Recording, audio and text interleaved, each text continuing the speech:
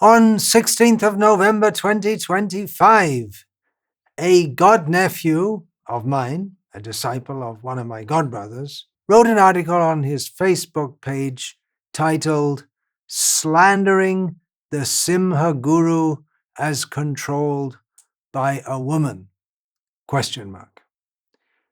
referring to a statement that I wrote, and I'll read from the Facebook post. In his Sri Bhaktisiddhata Vaibhava, His Holiness Bhakti Vikasa Swami Maharaj writes this extremely unfortunate sentence, which is as follows. In the early days of the mission, Srila Sarasvati Thakur gave only Harinam but not Diksha to women. So, when his Harinam disciple, Srimati Sarojavasini Devi, asked for mantra Diksha, initially he refused, yet upon her importunate requests, he finally relented. That's the end of the quote. And then the godnephew of mine comments on this by saying, the sentence makes it seem as if Srila Bhaktisiddhanta Saraswati Thakur giving Diksha, second initiation, to women was the result of the insistent demands of a woman. The image thus created is of Saraswati Thakur capitulating and implicitly corrupting the sacredness of the Diksha process under female pressure, surrendering to the importunate requests, that is, persistent demands of a lady. Saraswati Thakur, continuing from the Facebook post, Saraswati Thakur was undaunted by criticism from any and all parties, impervious to the opposition of all sorts of socio-theological enemies, and now he relented because a woman pushed him? The image willingly or unwillingly created by the sentence that his decision was caused primarily by those demands is tremendously offensive, so indefensible to be ludicrous to whoever has any familiarity with the personality of the Simha Guru. And the post continues. I won't read it all. It's more or less continues the same theme. Already the conclusion is there that I myself, in having given this statement, am tremendously offensive, and that I don't have familiarity with the personality of the Simha Guru, which is referring to Srila Bhaktisiddhata Saraswati Thakur. Just one short statement I will extract from the Facebook post, more that the book provides no evidence whatsoever. And the Facebook post suggests that I have presented something, whatever happened, through my own bias against women.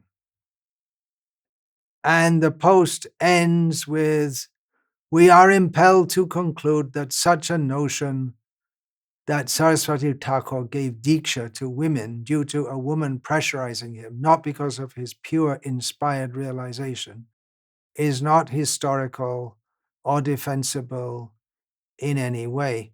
So I'll respond to this.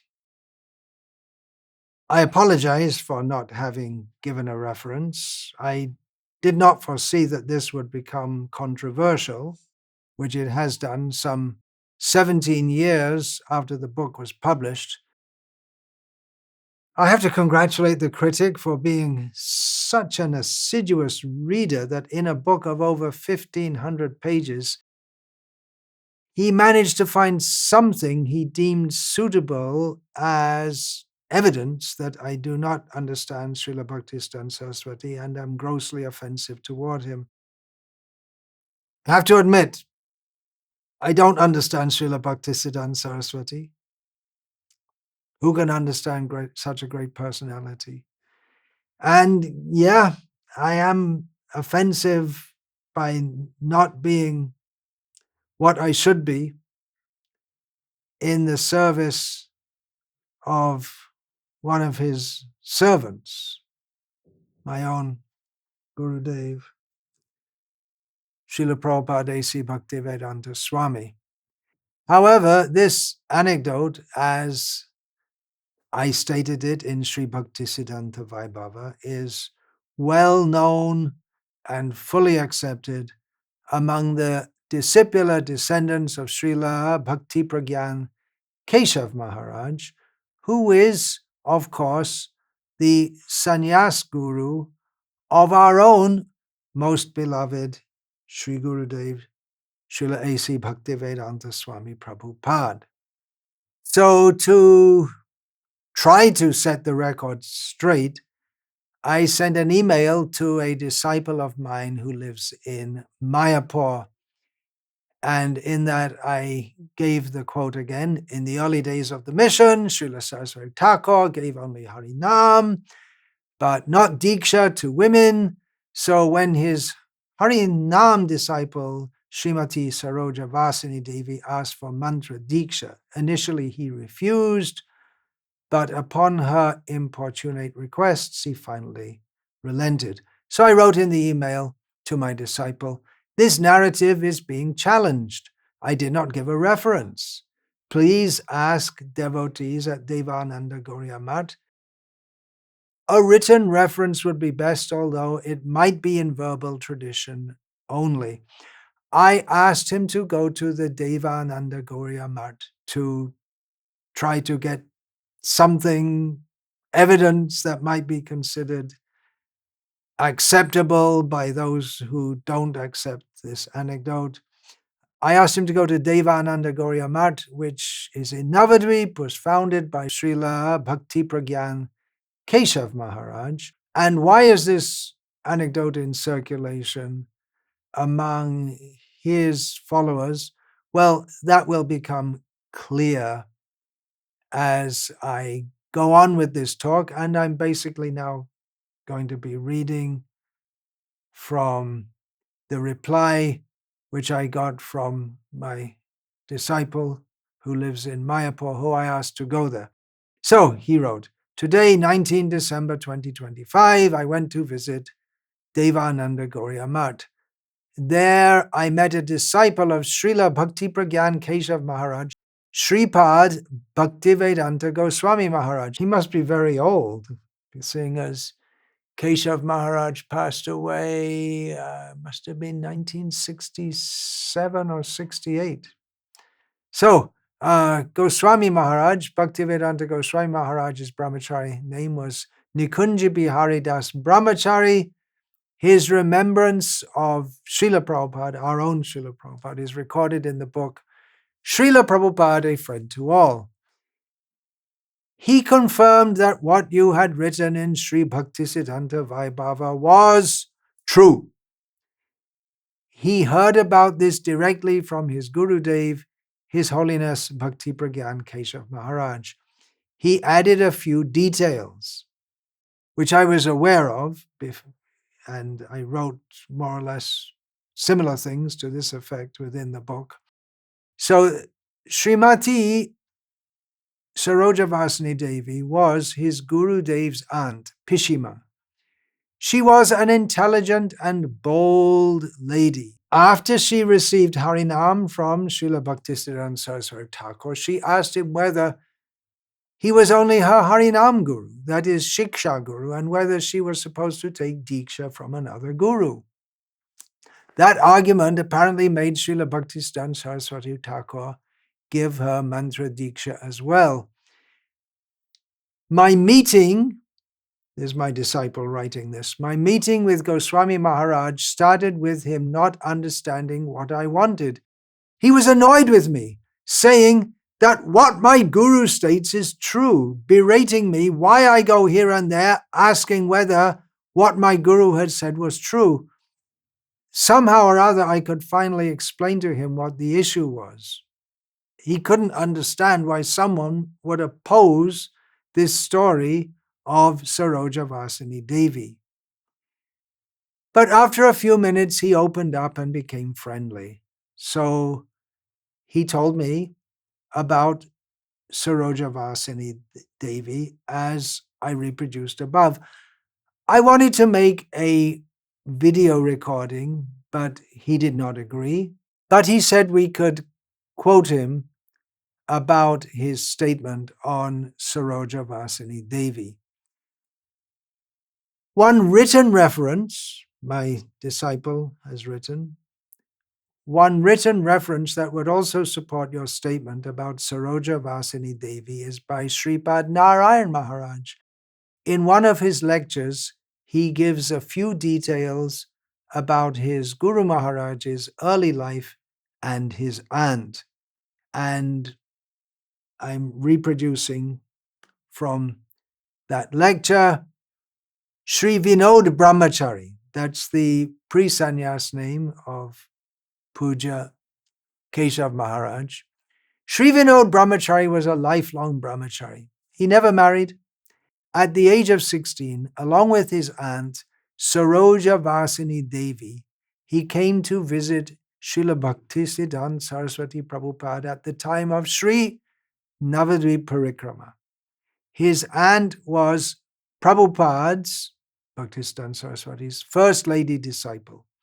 Srila Prabhupada had previously not been willing to give initiation to any lady, and therefore she had asked very boldly, "Oh, only men are living entities? Only men will do bhajan? Only men will go back to Godhead and ladies will not?" Prabhupada, Bhaktisiddhata Saraswati, then became a little ashamed and started giving initiation to ladies at that time. The link to the transcript of the talk from which this quote appears is given below. In my humble opinion, this all amounts to strong evidence that the anecdote, as I wrote it in Sri Bhaktisiddhanta Vaibhava, actually took place. And it can remain in the book in future printings. It might not fit with what some might presume to be in character with the mighty Paramahamsa, Srila Bhaktisiddhanta Saraswati Thakur. And in this regard, I will finish this talk by quoting from Srila Prabhupada's purport to Sri Caitanya-caritamrta, Adi Leela, chapter 15, text 22. Srila Prabhupada writes, "The Supreme Personality of Godhead and his devotees who come to this world are executing a mission, and therefore sometimes they act in a way that is very difficult to understand.